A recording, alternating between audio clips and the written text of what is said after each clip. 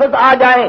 حق تقاتہ ہی کا ترجمہ یہ ہے کہ آدمی کی ہر وقت آنکھ میں آنسو ہو اور دل میں سوز و گداز ہو اور ہر وقت رونگٹا کھڑا ہوتا ہو اور رو رو کر اللہ کی حضور میں ہر وقت یہ عرض کرتا ہو مولا اگر تو نے معاف نہ کیا تو میں جاؤں گا کہاں.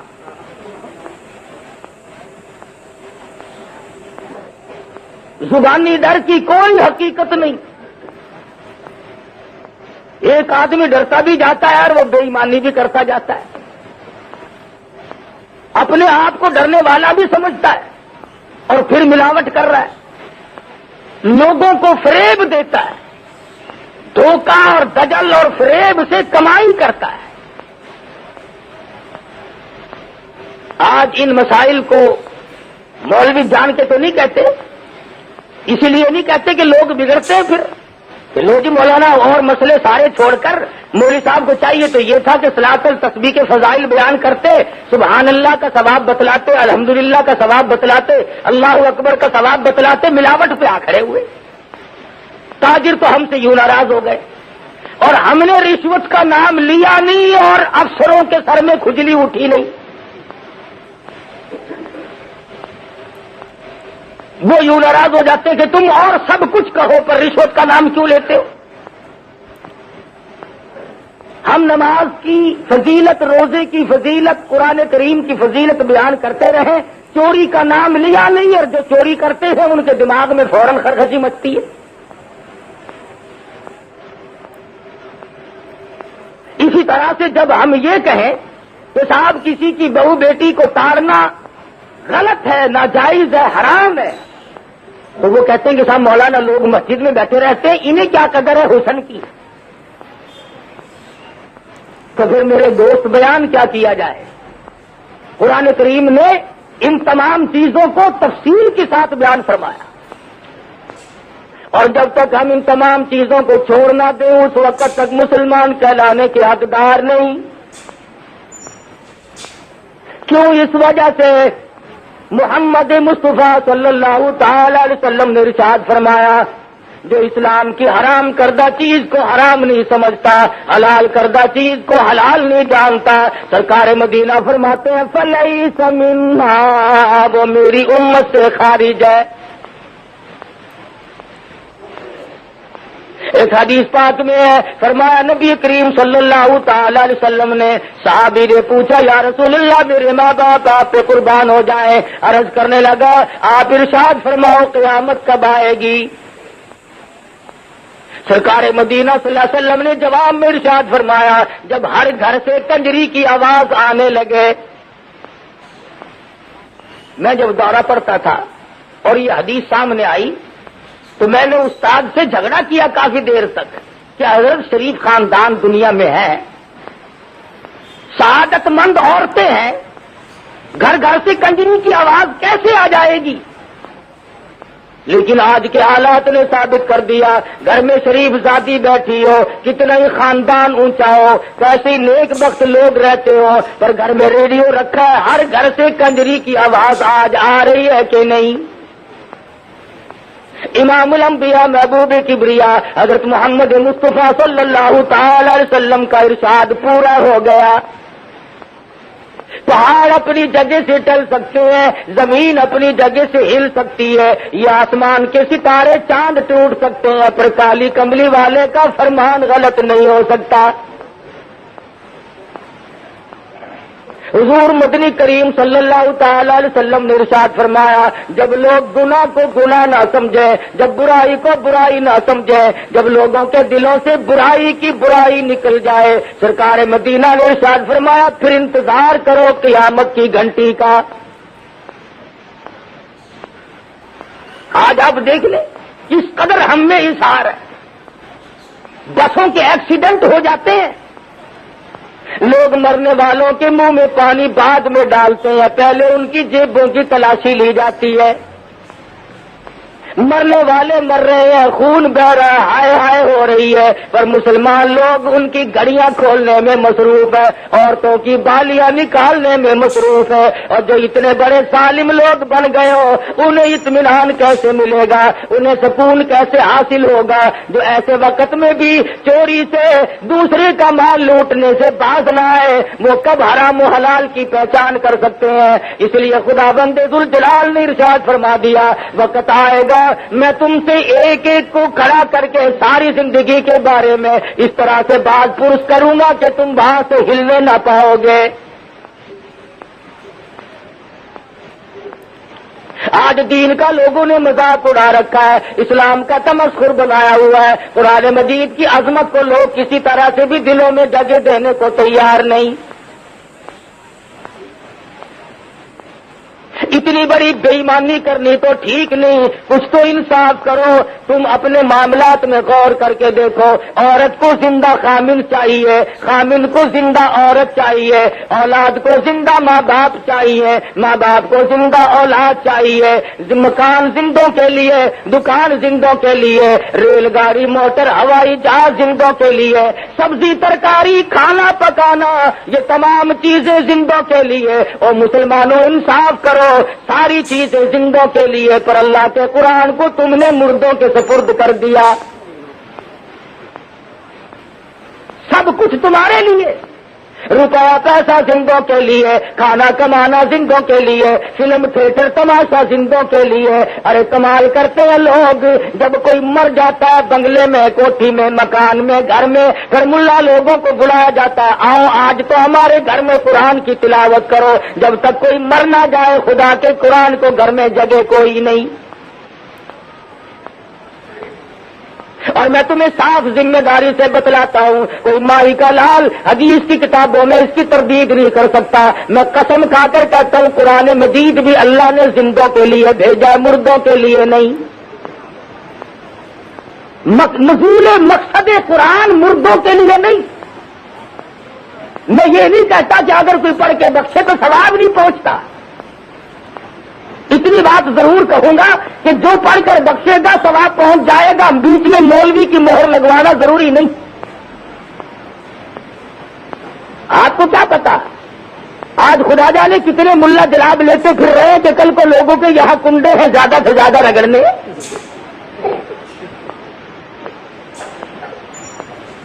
مہنگائی کا دور ہے بابا، سبزی نہیں بن پڑتی اور کہاں حلوہ پوری، سبحان اللہ۔ اور اگر کوئی یہ پوچھ لے کہ کہاں موجود ہے یہ ساری چیزیں، ہم نے کہا کہ لکڑی آرے کی کتاب میں ہے، نہ بخاری شریف میں، نہ مسلم شریف میں، نہ ترمذی شریف میں، حدیث کی کتاب میں، کسی تفسیر میں، کسی بزرگ کے واقعے میں خواجہ معین الدین چشتی اجمیری رحمۃ اللہ علیہ نے نہیں فرمایا، علامہ شیخ عبد القادر جیلانی پیران پیر رحمۃ اللہ علیہ نے نہیں فرمایا، کسی امام نے نہیں فرمایا۔ فرمایا کس نے؟ جس کو حلوہ روز نہیں ملتا انہوں نے کہا آج کا دن تو کنڈا کر کے دکھاؤ۔ ہمارے پاس کیا رہ گیا؟ یا رسم رہ گئی یا بے ایمانی رہ گئی۔ حلال کی روٹی مشکل۔ او لوگوں اس وقت تم مرتے وقت ایمان کی امید کیسے لگائے بیٹھے ہو جب لوگ سود کو منافع کہہ کر کے کھاتے ہو؟ کتے کو اگر بکری سمجھ کر کوئی آدمی حلال کر لے تو وہ حلال نہیں ہوتا، ذبح کر لے تو حلال نہیں ہو جاتا، وہ کتا ہی رہے گا۔ جو آئے اس کو کہو میاں یہ بکری ہے، نہیں نہیں کتا ہے، کہ واہ واہ میں تو اس کو بکری سمجھتا ہوں۔ منافع الگ چیز ہے، سود الگ چیز ہے، سود کو منافع نہیں کہا جا سکتا۔ پھر آج مسلمانوں پہ تو راہیں بڑی کھلی ہوئی ہیں، جو چاہے کر لیں، جو ان کے جی میں آئے وہی کر گزریں، نہ موت کا غم ہے نہ قبر کا فکر ہے۔ وہ ایک امیر آدمی تھا، اس کا کتا مر گیا تو وہ رونے لگا ہو کر کے، تو پڑوسیوں نے کہا کہ کتا ہی تو مر گیا، روتا کیوں ہے؟ اور کتا خرید لے لے کہیں سے، کتے ہزاروں پھرتے ہیں۔ تو کہنے لگا میں کتے کو نہیں روتا، کیا اور کہ رونا اس بات کا ہے کہ اسرائیل نے گھر دیکھ لیا، تو پھر بھی آئے گا ہلا ہلا کبھی نہ کبھی۔ تو چاہے جتنی صورت بنا، موت سے کسی کو مفر نہیں۔ امیر غریب پیر مولوی وزیر، بادشاہ، صدر، ملازم، افسر تمام کی موت آئے اور اس کے لیے تیاری کی ضرورت ہے. اگر اس کے لیے کوئی پروگرام نہیں تو مصیبتیں آئیں گی.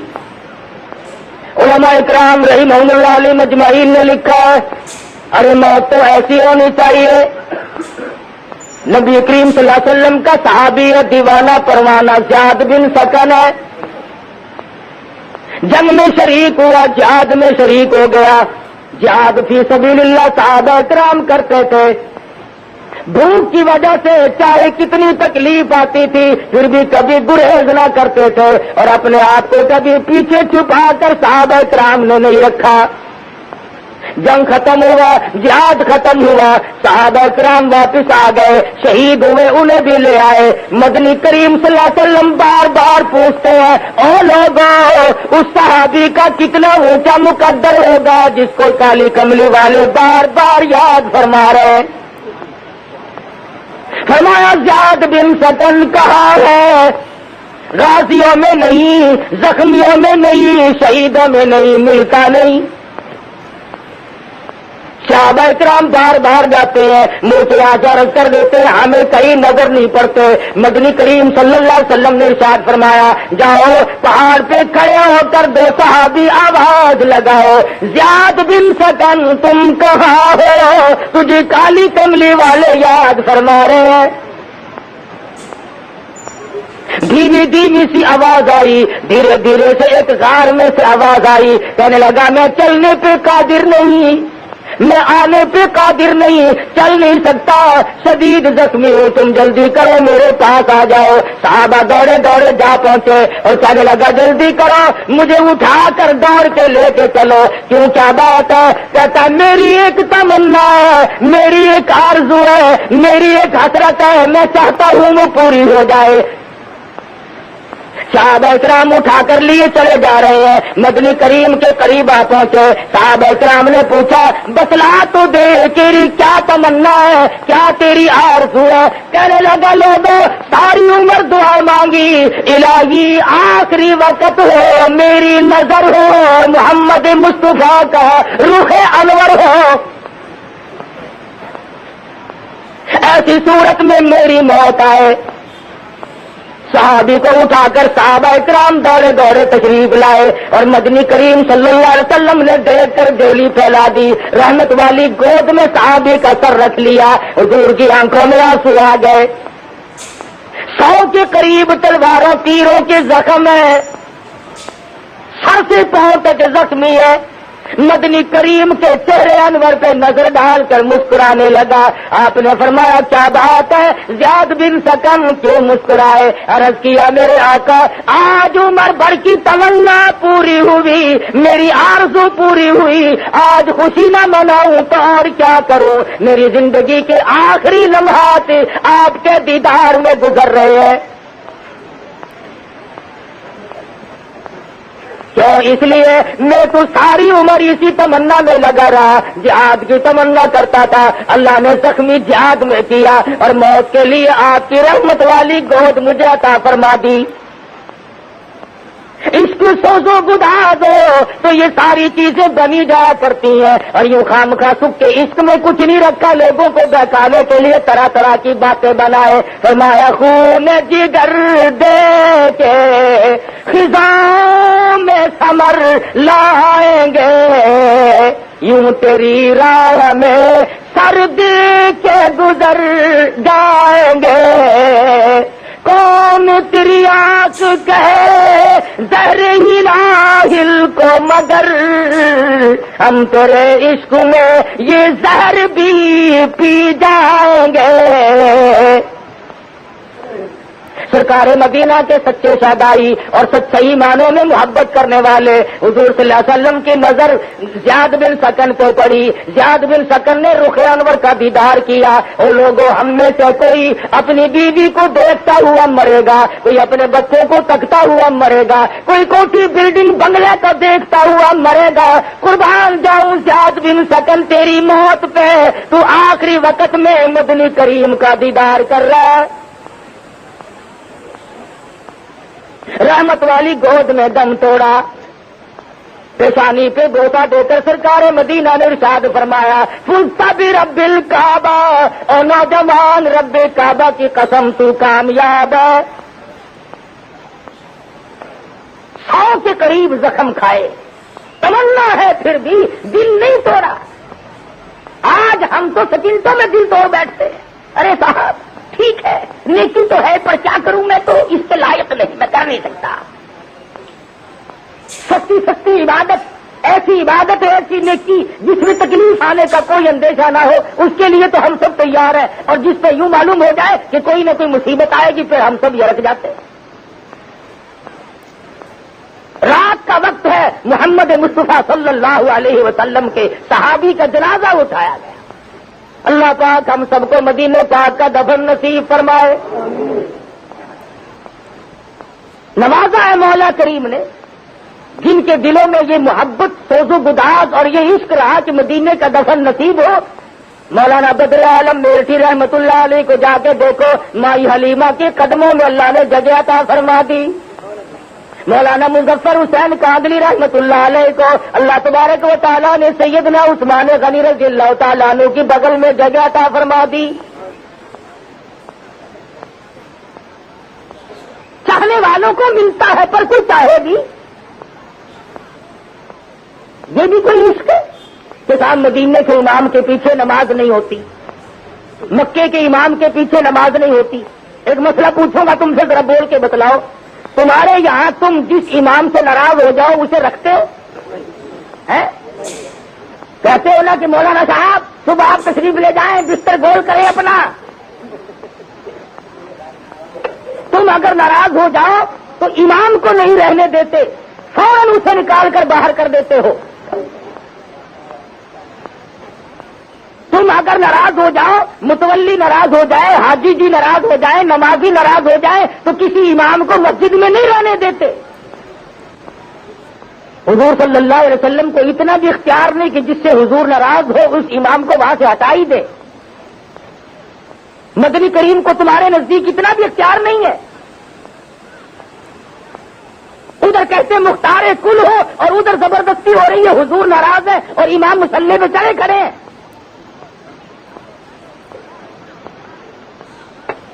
اور پھر دربار الہی بیت اللہ شریف کے اندر جو 5 وقتہ نماز پڑھاتا ہے، امام ہے، جمعہ پڑھاتا ہے، وہ تو اللہ کا دربار ہے۔ اللہ میاں بھی ڈر گیا ان سے، وہ بھی انہیں نہیں ہٹا سکتا۔ معلوم یہ ہوا کہ بیت اللہ شریف میں جو امام ہے اللہ پاک ان سے راضی، اور مدینہ شریف میں جو امام ہے محمد مصطفیٰ صلی اللہ علیہ وسلم ان سے راضی، ورنہ کوئی وجہ نہیں کہ ناراض ہو اور وہ امام وہاں ٹھہرے رہے۔ اللہ پاک نے غریب لوگوں کی ایک تمنا پوری فرمائی، کرایہ کافی بڑھ گیا، سامان کی بھی قلت ہو گئی، اب پیسہ زیادہ بڑھ گیا، اور پاکستان میں رہنے والے غریبوں تم وہاں تو جا نہیں سکتے، لاؤ میں تمہاری اتنی سی تمنا پوری کرتا ہوں کہ مدینے کا امام آئے تم زیارت کرو، بیت اللہ شریف کا امام آئے تم زیارت کرو۔ اللہ نے غریب قوم کے مقدر جگائے، اور میرے جیسے مولوی فتویٰ لکھنے کھڑے ہو گئے کہ ان کے پیچھے نماز پڑھنی حرام ہے، کعبے کے امام کے پیچھے تو نماز پڑھنی حرام ہے، اور یہ جو صبح سے لے کر شام تک 50 عورتوں کو تاڑتے ہیں ان کے پیچھے نماز ثواب ہے۔ خدا جانے عقل کہاں ماری دی۔ اللہ پاک نے ایک تھوڑی سی جھلک دکھائی کہ بھی تم نہیں پہنچ سکتے، اور کیوں؟ حدیث پاک میں آتا فرمایا نبی کریم صلی اللہ تعالی علیہ وسلم نے، جو آدمی صبح شام حج کی تمنا کرتا ہو اور اس کے آنسو نکل جاتے ہو، ہر وقت دعائیں مانگتا ہو اور اس کوشش میں ہو کہ مجھے موقع اللہ پاک جب بھی عطا فرما دو تو میں فوراً حج کو چلا جاؤں گا، اللہ کے گھر کی زیارت کروں گا، حرم محترم میں جا کے نماز ادا کروں گا، گنبد خضرا صلی اللہ علیہ وسلم کا دیدار کروں گا، زیارت کروں گا۔ حدیث پاک میں آتا ہے تمنا ہے، آرزو ہے، حسرت ہے، موت آ گئی پوری نہ ہوئی، اللہ پاک ایک فرشتے کو حکم دیتے ہیں میرے بندے نے بڑی دعائیں مانگی، بڑی تمنا کی، بڑی آرزو کی، میں نے اسے موقع نہ دیا، اور نوری فرشتے میرے اس بندے کی طرف سے جا کے تو مکمل حج ادا کر۔ کیونکہ اس کی آرزو ہے، اس کی حسرت تھی، اس کی تمنا تھی یہ. تو مسئلہ کہتے ہوئے سوچنا لوگ بھول گئے کہ مسئلہ کہیں تو کس طرح سے کہے اور کیا کہے. وہ ایک آدمی آیا فتویٰ لینے ایک مولوی کے پاس، عورت آئی، وہ کہنے لگی کہ اس طرح سے انتقال ہو گیا، میرے خامند کا مال اب جائیداد تقسیم ہونی ہے، میرا کتنا حصہ بنے گا؟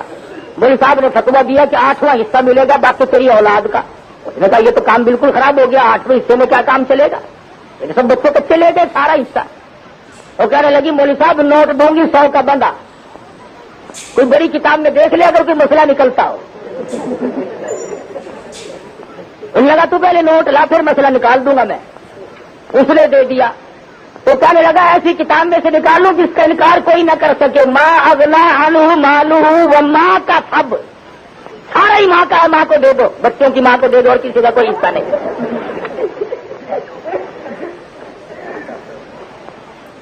جب یوں مسئلے ہونے لگے پھر آپ اندازہ لگائے خیر کہاں سے آئی.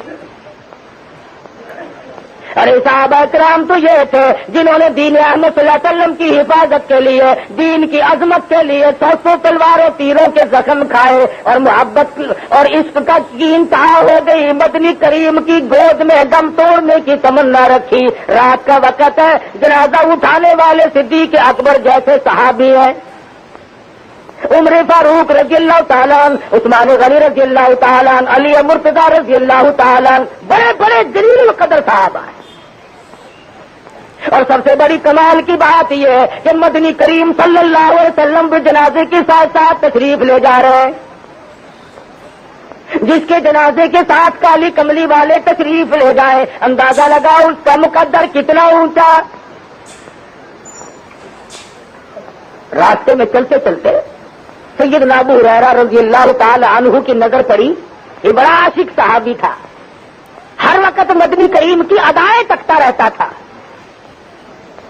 اس نے دیکھا کہ مدنی کریم صلی اللہ علیہ وسلم اپنی ایڑیاں اٹھا اٹھا کر پنجوں کے بل زمین پہ چل رہے ہیں، تشریف لے جا رہے ہیں. قریب آیا اور عرض کرنے لگا میرے آقا پاؤں مبارک میں، قدم مبارک میں کوئی تکلیف تو نہیں؟ کیوں؟ ایڑیاں اٹھا کر آپ پنجوں کے بل انگلیوں سے چل رہے ہیں، تشریف لے جا رہی ہیں، مجھے تو خطرہ ہوا کہ کوئی تکلیف تو نہیں. فرمایا ابو ہریرہ تجھے علم نہیں، اس صحابی نے 100 کے قریب زخم کھا کر اللہ کی راہ میں شہادت حاصل کی، میری گود میں دم توڑا، تمنا کتنی اچھی کی، دین کی حفاظت کے لیے اپنی جان کو چھلنی کرا دیا. آج اس کا جنازہ پڑھنے کے لیے آسمان سے اتنے نوری فرشتے آئے ہوئے ہیں کہ پورا قدم رکھنے کی گنجائش کوئی نہیں، پورا قدم نہیں رکھا جا سکتا. کالی کملی والے کے صحابہ کے جنازے فرشتوں نے پڑے. یہاں نیک لوگ بھی ہمیں نصیب نہیں، آگے بے وضو آ کر یوں ہی کھڑے ہو جاتے ہیں اور پھر اس پہ ناز کرتے ہیں کہ صاحب اتنا بڑا مجمع تھا فلاں کے جنازے پہ، کیا عرض کیا جائے. یہ تو نہیں دیکھا کہ مجمع تو بڑا تھا لیکن کس قسم کے لوگوں کا مجمع تھا. فرض نماز نہیں پڑھتے، جمعے کی نماز پہ جاتے نہیں، اور کسی کا جنازہ ہوا خصوصاً بڑے آدمی کا تو پھر جا پہنچے صرف اس دکھانے کے لیے تاکہ لوگوں کو پتہ چل جائے کہ فلاں کے جنازے پہ میں بھی آیا تھا. اور بلکہ جب کسی وزیر کا جنازہ ہو، کسی بڑے افسر کا جنازہ ہو، جدھر فوٹوگرافر کھڑے ہو نا اس طرف کو آگے جا کر کھڑے ہوتے ہیں، سفے سیدھی کر لینا جی.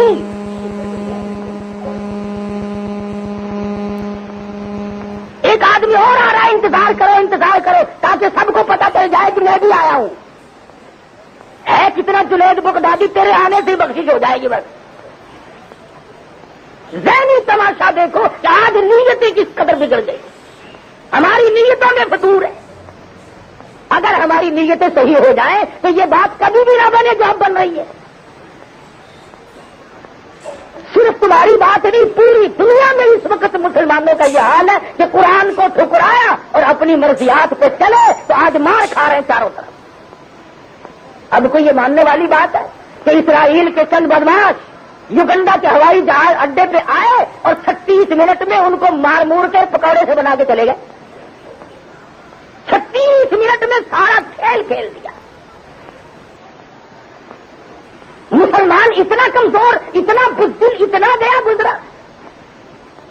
اب تم نہیں بچے یاد رکھو، تیار ہو جاؤ مرنے کے لیے.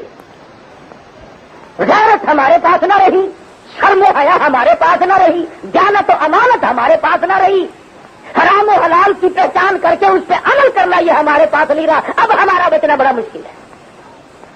پچھلے ہفتے میں انڈونیشیا میں زلزلہ آیا، 2 گاؤں سالم کے سالم زمین میں غرق ہو گئے. گناہ بڑوں نے کیے، خدا جانے کتنے بچے گود میں ہوں گے، کتنے بچے پیٹ میں ہوں گے، کتنے معصوم بچے بڑوں کے گناہوں کی وجہ سے زمین میں دفن ہو گئے، غرق ہو گئے. ابھی 1 مہینہ نہیں ہوا، فلپائن میں زلزلہ آیا، آندھی آئی، طوفان، 1 گھنٹے میں 20,000 آدمی مر گیا. اب موت ٹھوک کے بھو آ رہی ہے، اور مجال ہے ہم بدل جائیں. نہ میں بدلوں، نہ تم بدلو، نہ دکاندار بدلے، نہ حاکم بدلے، بالکل نہیں بدلنا، اور آگے تو چلیں گے. جس طرف سے ہمیں دین نے روکا ہوگا اس طرف کو اور آگے بڑھیں گے، اور آگے بڑھیں گے. صحابہ کرام تو اتنا سارا دیتے تھے دین احمد صلی اللہ علیہ وسلم کی باتوں کا، جو مدنی کریم سے کی ارشاد میں سے مل گیا اسی پہ عمل کرتے کرتے ساری عمر گزار دی، چاہے اس میں نفع سمجھا نقصان سمجھا. علا بن حضرمی سب کہہ دو رضی اللہ تعالیٰ عنہ. 300 کے قریب صحابہ کرام کا ایک لشکر فاروق اعظم رضی اللہ تعالیٰ عنہ نے بھیجا. شام کا وقت تھا، اندھیری رات شروع ہو گئی، اور قدرت خدا کی 300 اونٹ تھے، سارے چھٹ کر بھاگ گئے. جو ان پہ لگا ہوا سامان تھا وہ بھی گیا، خود بھی گئے.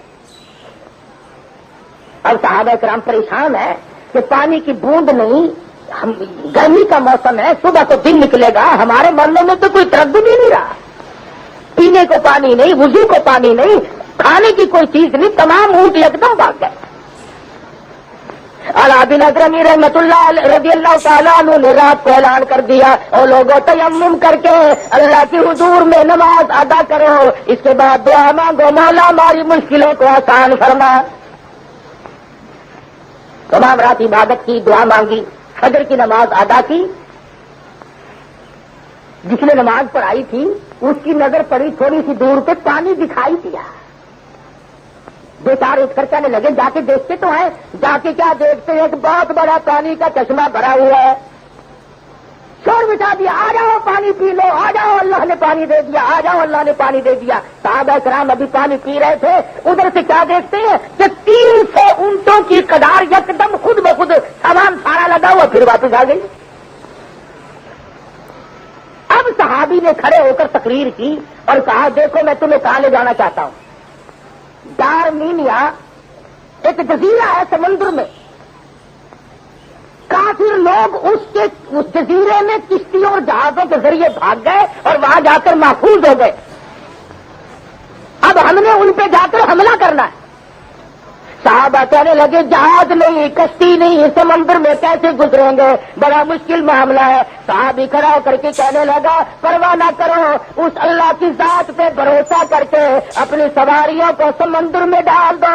میرا یقین ہے ارادے پاک ہے، نیت پاک ہے، عمل بھی پاک ہے، زبان بھی پاک ہے. میرا یقین ہے اللہ تبارک و تعالیٰ بغیر کشتیوں کے ہمیں پار پہنچائے گا. چنانچہ تاریخ گواہ ہے کہ سارے صحابہ کرام نے اپنے اونٹ گھوڑے جو کچھ بھی سواری تھی سمندر میں ڈال دیا. صحابی قسم کھا کر کہتا ہے کسی سواری کے پیٹ کو بھی پانی نہیں لگا. دارمینیا کے قلعے پہ جا کر جب حملہ کیا اندر سے نکلے اور کہنے لگے اب ہم تمہاری حکومت کو یوں ہی مان لیتے ہیں، اب ہمیں یقین ہو گیا کہ تم حق پہ ہو. ہم جہازوں کے ذریعے آئے، کشتیوں کے ذریعے آئے، ارے جن کو سمندر راستے بنا کر کے دیتا ہے وہ حق پرست نہیں تو اور کیا ہو سکتا ہے. لڑائی نہیں ہوئی. صحابہ کرام کو اللہ پہ انہوں نے یقین جمایا. اللہ پاک نے سمندر کو حکم دیا کالی کملی والے کے غلام آ رہے ہیں، سڑکیں بنا کر دو ان کو، کیوں؟ ارادے نیک ہیں. ہمارے ارادوں کا تو یہ حال ہے، سڑک پہ چلتے چلتے اگر یوں نیت سے کوئی نظر ڈال لے کہ کوئی روڑا اینٹ کانٹا، نیت سے ہی تو فرق ہے اور تو کوئی ایسا فرق نہیں. آج نیتوں میں فساد آیا تو بگاڑ ہو گیا. اعمال میں فساد آیا، زمین اور زمان میں فساد آیا، ہمارے تمام معاملات میں آج فساد آ گیا، اور یہ وجہ ہے دین احمد صلی اللہ علیہ وسلم سے بغاوت۔ اللہ پاک نے کبھی بھی نافرمانی کرنے والوں کو معاف نہیں کیا۔ یہ صحابہ کرام کی جماعت ایک اور جنگ قادسیہ میں جا پہنچی، انہوں نے جا کر کے قلعے پہ حملہ کیا، اس کو فتح کر لیا، بڑا سونا ملا، بڑی چاندی ملی، ہیرے جواہرات ملے۔ ایک صحابی کو ایک ایسا ڈبہ ملا جس میں بہت اعلیٰ قسم کے قیمتی رہنے لگا، سارا مال ایک طرف اور یہ پورا ڈبہ ایک طرف، تجھے پتا نہیں تھا اس میں کیا چیز بند ہے۔ صحابی کہنے لگا میں نے کھول کر دیکھا تھا۔ پوچھا کمانڈر نے تجھے اس کی قیمت معلوم ہے؟ صحابی کہنے لگا ہاں مجھے قیمت معلوم تھی، پھر یہ تم نے ڈبہ چھپایا کیوں نہیں؟ کہنے لگا کیسے چھپاؤں، مجھے قبر کا اندھیرا یاد ہے۔ کیسے چھپا لیتا، مجھے تو قبر کا اندھیرا یاد ہے، میں نے تو ایسی کوٹھڑی میں جانا ہے، نہ میرا عزیز ہوگا نہ میرا کوئی رشتے دار ہوگا، اکیلا میں ہوں گا وہاں۔ اور صحابہ کرام تمام کا تمام مال غنیمت لے کر واپس آئے۔ اور ایک اور جماعت مسلمانوں کی ایک جنگ میں گئی، یہودیوں نے عیسائیوں نے کیا کیا کہ سونا چاندی تمام چھپا دیا، بلکہ سمندر میں پھینک دیا، دریاؤں میں، کہ ان کے ہاتھ نہ لگے۔ ایک مسلمان نہانے کے لیے جو اندر گھسا، اس کی پیر کو ایک پلیٹ لگی، نکال کر دیکھا تو سونے کی ہے، رونا پڑ گیا، سونا اس کے اندر موجود ہے۔ اب وہ گوتے لگاوے، کوئی پیالی سی نکال کر لائے، کوئی ڈلی نکال کر لائے، سونے کا ڈھیر لگ گیا وہاں۔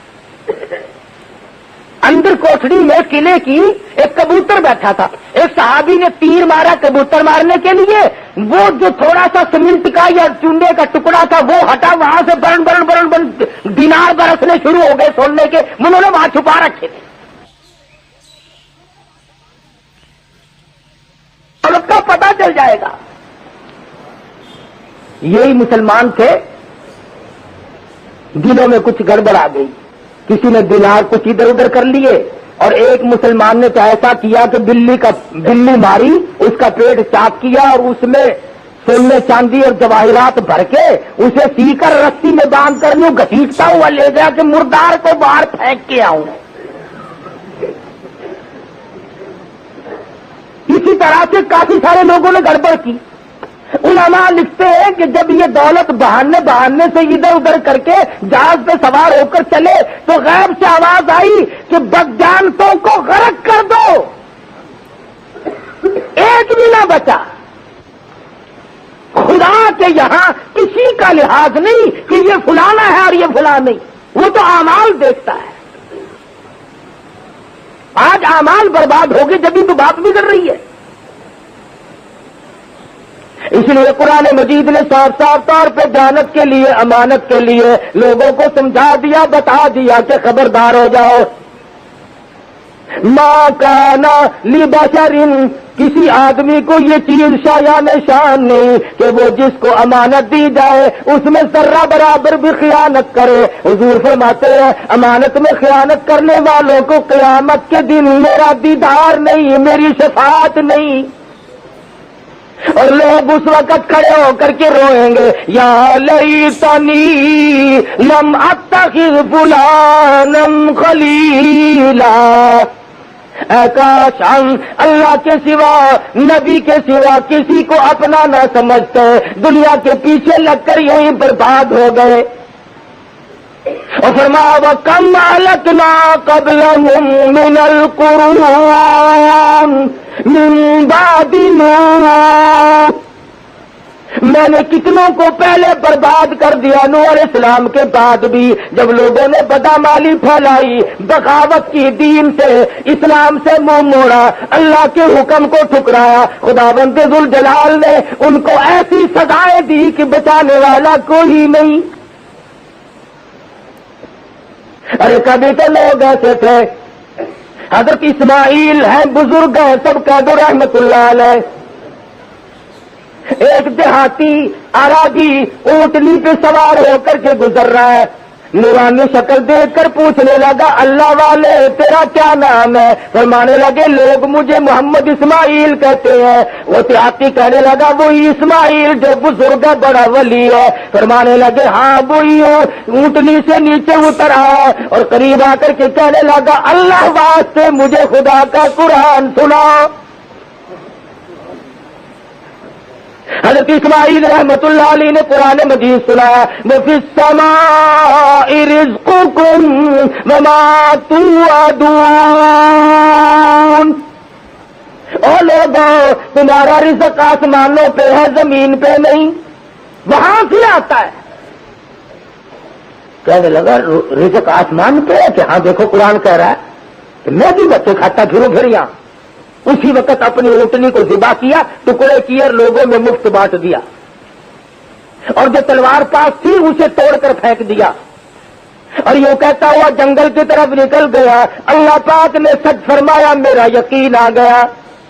حضرت اسماعیل رحمت اللہ علیہ فرماتے ہیں کوئی 10 مہینے سال کے بعد میں حج کو گیا، میں اللہ کے گھر کا طواف کر رہا تھا، کسی نے پیچھے سے میرا کپڑا پکڑ کر کھینچ کر کہا اللہ والے اس دن جنگل میں قرآن سنایا تھا، آج دربار الہی میں سنا دے۔ وہ مجھے پکڑ کر مقام ابراہیم پہ لے گیا، میں وہاں بیٹھ گیا، پھر میں نے چند آیتیں وہی سنائی، اس کے بعد پڑھا فَوَرَبِّ السَّمَاءِ وَالْأَرْضِ إِنَّهُ لَحَقٌّ مِثْلَ مَا أَنَّكُمْ تَنطِقُونَ۔ اللہ پاک زمین و آسمان کی قسم کھا کر فرماتے ہیں لوگوں میری بات پہ یقین کیا کرو۔ وہ دیہاتی کہنے لگا اللہ پاک کو قسم کھانے کی کیا ضرورت پڑی، بندوں کو یقین دلانے کے لیے مولا کریم قسمیں کھائے، ہم یقین نہ کریں۔ ایک مرتبہ ان آیتوں کو پھر پڑھو۔ حضرت اسماعیل نے پڑھی، دیہاتی نے چیخ ماری، مقام ابراہیم سے دھڑام سے گر کر جان دے دی۔ کبھی اللہ کا قرآن سن کر لوگوں کی روح فنا ہو جایا کرتی تھی، اب تو شرم بھی نہیں آتی، اب تو حیا بھی نہیں آتی کہ ہم خدا کے قرآن سے کتنی بغاوت کر رہے ہیں۔ مسجدوں میں قید کرو اسے بس، اس کے لیے کوئی ٹھکانہ نہیں، میرے تیرے گھر میں جگہ نہیں، عدالت مارکیٹ میں کوئی جگہ نہیں، انصاف فیصلہ کرنے کے لیے قرآن مجید کا کوئی ٹھکانہ نہیں۔ نظام مصطفیٰ سے غداری ہو رہی ہے، اللہ پاک ہمیں کب تک معاف کرے گا؟ ڈیل دے رکھی ہے بس اسے، جب نمبر آئے گا وہ سنبھال لے گا۔ نہ وہاں سیاست چلے گی، نہ وہاں تجویز چلے گی، نہ وہاں تدبیر چلے گی۔ بڑے بڑے سیاستدان لوگ پہلے آئے، ان کی کبھی نہ چل سکی اور انہیں کوئی نہ بچا سکا۔ علماء کرام لکھتے ہیں کہ بادشاہ وقت نے اپنا میلہ لگایا ہوا ہے، گانا بجانا، شراب پینا پلانا ہو رہا ہے، ناچ گانا، گھنگروؤں کی جھنکار ہے، بڑوں بڑوں کے کان کھڑے ہو جاویں بابا جب عورت ناچتی ہے، اچھے اچھوں کا وضو ٹوٹ جاتا ہے۔ تو باہر دروازے سے کسی نے زور سے دستک دی، کھڑکا کیا، تو بادشاہ نے کہا دیکھنا کون ہے۔ اس نے جب دروازہ کھولا جا کے دیکھا تو پھٹے پرانے کپڑوں والا ایک مسکین کھڑا ہے۔ اس نے کہا دروازہ کس نے کھٹکھٹایا؟ کہ میں نے۔ کیوں؟ کہ تمہارے بادشاہ سے میرا کام ہے، ملنا ہے، میں نے میرے بادشاہ سے ملنے والا منہ دیکھو، کپڑے بدن کے پورے نہیں ہے، یہ بادشاہ کو ملنا چاہتا ہے، چل یہاں۔ دروازہ بند کیا اور جا کر بادشاہ کو کہا کہ یہ اپنا کام شروع کرو، وہ تو ایک فقیر تھا، ہم نے اس کو ڈانٹ ڈوٹ دیا ہے۔ میں کہا چھوڑ دیا تم نے زندہ اس کو؟ کہ جی ہم نے اس کو پرے کر دیا، چکے کر دیا، دفے کر دیا۔ جس نے میرا مزہ بگاڑا اس کو زندہ نہیں چھوڑنا چاہیے تھا۔ چلو بھائی ساز شروع کرو، آواز آئے، شراب کا دور آئے۔ اس نے دوسری مرتبہ پہلی مرتبہ سے بھی زور سے دروازہ کٹکھٹایا، اور چوکیدار نے آ کے جب دروازہ کھولا تو یہ چھلانگ مار کے بادشاہ کے پاس پہنچ گیا۔ میں تم کیوں آئے؟ میرا کام ہے، تیرے سے آیا کیا ہوں؟ کہنے لگا ہے کوئی جو اس کی گردن جلدی سے کاٹ دے۔ فرمایا میری گردن کاٹو گے؟ میں کہا اور کس کی؟ تم نے تمام مسئلے کا بیڑا گرک کر دیا، کرکلا کر دیا سارا، جلدی گردن کاٹو اس کی۔ میں کہا میری بات تو میں کہا ہاں اور کس کی؟ میں کہا ذرا سا کام ہے کہ آپ سے کام میں کیا کام ہے؟ کان میں کہنے کا ہے سر، کان میں کہنے کا ہے. ذرا سا کان کے منہ قریب کر کے کہا میری گردن کاٹے گا. نے کہا کہ میں تو بالکل موت ہوں، اسرائیل ہوں میں تو بس پھر سے ہی دیکھنا کہ دیکھنا ابھی دیکھنا ذرا سی مہلت دو بڑی مہربانی ہوگی. ابھی ہم نے کہا بدماش ہم مہلت چاہتا ہے، ابھی تو گردن کاٹ رہا تھا میری.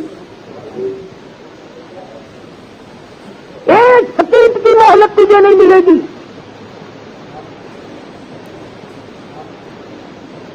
ہم نے کہا مہربانی کر کچھ تھوڑی سی دیکھنا، آپ لوگ بڑے کریم ہوتے ہیں، بڑے مہربان ہوتے ہیں. میں نے تیرے جیسے کے لیے مہربان. ہمارا اجلها لا يستاخرون ساعة ولا يستقدمون. جب موت کا وقت مقرر آ پہنچا تو ایک سیکنڈ ادھر ادھر نہیں، کوئی نہیں ادھر ادھر کر سکتا.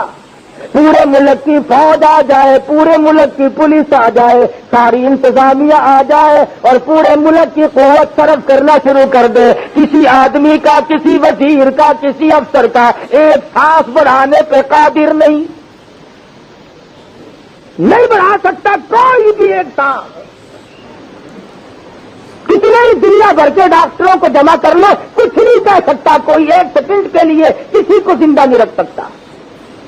جب موت آنے والی ہے تو اس کے لیے صحابہ کرام نے بھی تیاری فرمائی. اور آج ہمارے ایسے حالات کیوں ہو گئے کہ ہمارا کسی طرح کا بھی پروگرام نہیں، کوئی منشور نہیں، بلکہ اندھیر کھاتے کی طرح سے جو دماغ میں آتا یوں ہی کرتے جاتے ہیں، چلتے جاتے ہیں.